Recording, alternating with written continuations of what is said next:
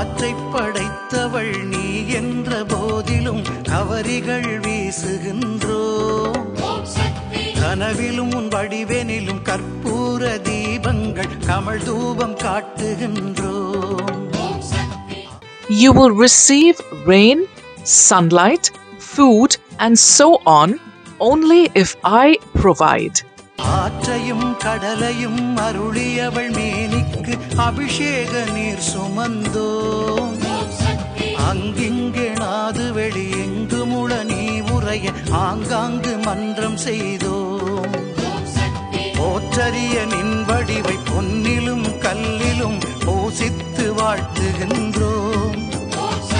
புவி மீது நீ தந்த பொருளன்றி வேறொன்றை போய் தேடி எங்கு பெறு